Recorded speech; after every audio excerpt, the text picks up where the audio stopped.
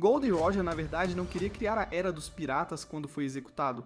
Os fãs foram enganados pelo autor Oda durante 26 anos. Sabemos que Gaban e Roger foram duas lendas piratas com poderes absolutamente assustadores. O haki do rei deles é considerado de nível mundial. Isso inclusive foi confirmado por Kaido. Então nem tem discussão, mas existe uma verdade pouco conhecida sobre eles. Ambos eram pais incríveis. Roger foi capturado? Na verdade não. Quando ele voltou para East Blue para ser executado, não foi capturado, como muitos pensam. Rayleigh confirmou. Roger se entregou por vontade própria. O governo mundial e a marinha apenas aproveitaram a chance para fazer um espetáculo público da execução e mostrar seu poder.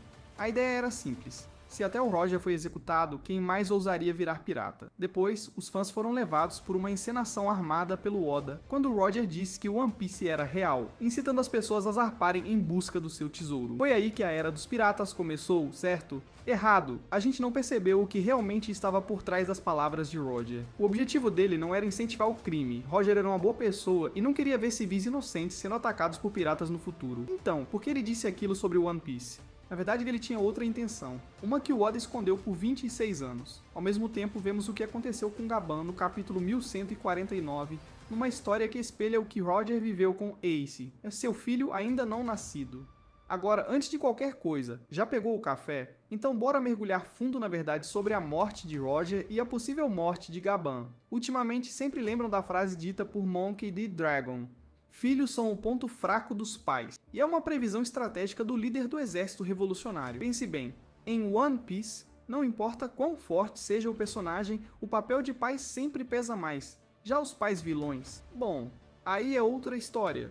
Vamos analisar. No capítulo 1149, vimos Gaban derrotar o Cavaleiro Sagrado Summer com golpes de machado extremamente poderosos. Ele mostrou um nível de poder bem acima de qualquer cavaleiro. Depois disso, partiu para cima de Gunko para ensinar o que é respeito. Para uma lenda como Scopper Gaban, isso seria fácil, mas algo surgiu na mente dele. Colon, não me chame de pai. Gaban sabia que os capangas do governo eram puro lixo. Eles sequestraram Colon e estavam usando sua vida para ameaçar Gaban, que é um gigante. Disseram até que jogariam a garota no submundo. Como já era de se esperar, eles usaram a ligação entre pai e filha como ponto fraco. Gaban só podia torcer para que Colon não o chamasse de pai naquele momento, mas Oda quis que isso acontecesse. Colon não se conteve e o chamou de pai, o que chamou a atenção de Gunko. Ele avançou, criou uma espada e a encostou no pescoço da garota, fazendo-a sangrar como forma de ameaça. Gaban ficou furioso.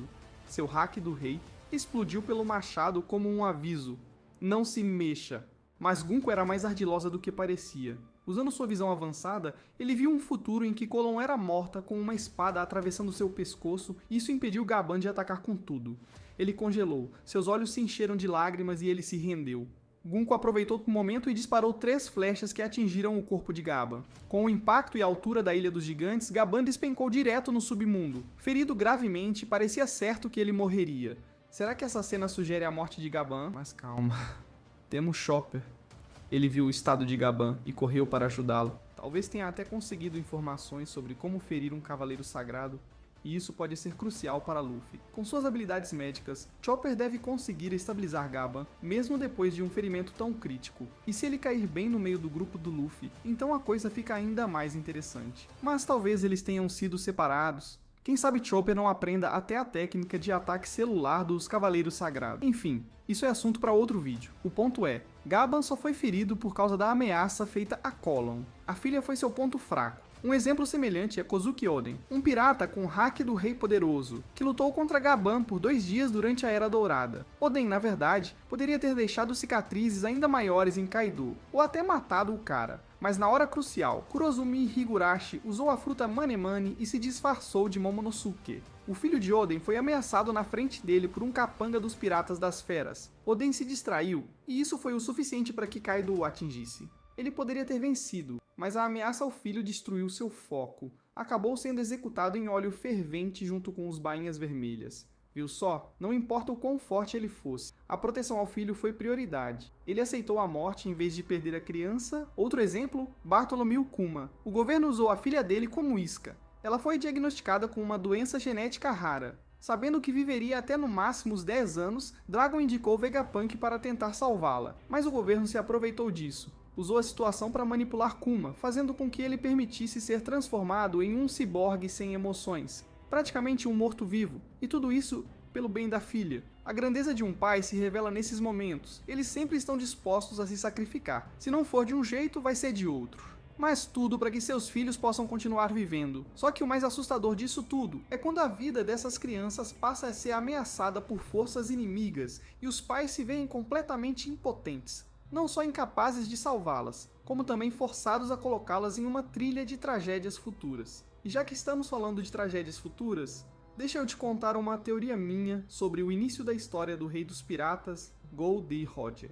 Muita gente acredita que ele se entregou de propósito para começar a Era dos Piratas. Mas e se não for isso? E se a verdadeira razão tiver sido outra? Pensa comigo, a história de One Piece teria começado de um jeito bem mais simples. Se um cidadão qualquer não tivesse gritado perguntando onde estava o tesouro de Roger? Sim, o famoso One Piece. Você acha mesmo que Roger tinha um discurso ensaiado, um plano elaborado para dizer: meu tesouro está em tal lugar, vão lá e encontrem?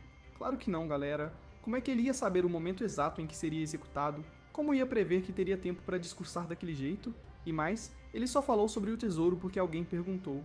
Aquilo foi completamente espontâneo, não foi nada planejado. Roger nunca teve a intenção de colocar pessoas inocentes em risco. Ele não era cruel a esse ponto. Na verdade, o motivo de sua rendição foi proteger sua esposa, Portgas D. Rouge, e seu filho ainda não nascido, Ace. Quando a marinha soube que Roger estava escondido no East Blue, começaram a caçá-lo sem parar, transformando aquela região tranquila em um verdadeiro caos. Roger entendeu que, se não fizesse alguma coisa para mudar aquela situação, o pior ainda estava por vir.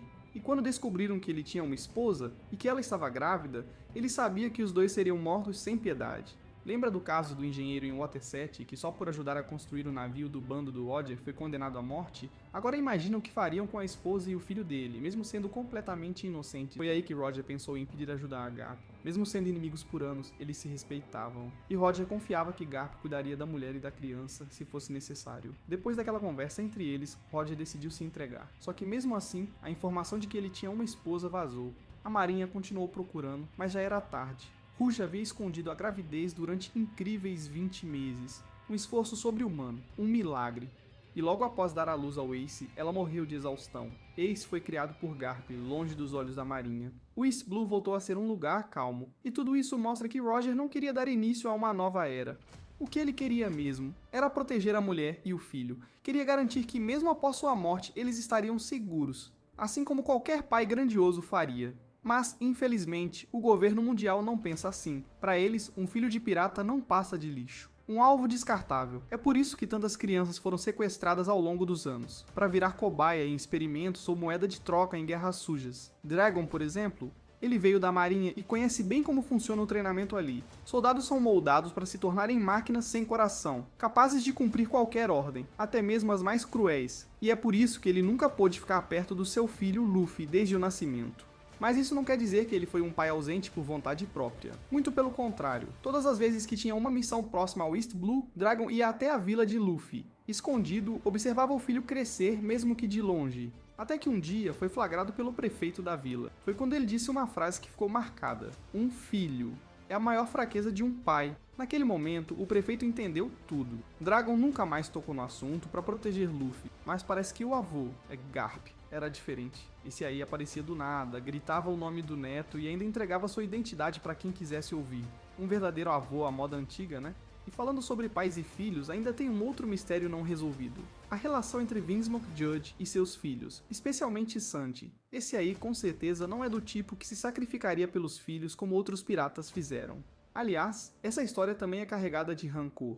Sanji odeia o pai, e quem sabe o irmão Ichiji também não tem os mesmos sentimentos? Talvez até se unam no futuro para enfrentar o velho, mas isso é papo para outro vídeo. Logo trarei um conteúdo especial sobre Ichiji e seus conflitos familiares. E antes de zarpar desse vídeo, eu não posso deixar de fazer aquele agradecimento mais que especial para a tripulação braba que tá sempre colando aqui no canal, comentando, teorizando e fortalecendo geral. Tô falando de vocês, meus nakamas lendários. Demon, Puro Senpai, Gabriel, Bob Koff, Nathan Santos, Matheus, David e Matheus Souza. Vocês são o tipo de tripulação que qualquer rei dos piratas queria ter do lado. Cada comentário, cada teoria de vocês é como um pedaço do One Piece que a gente vai montando juntos nesse mar de conteúdo.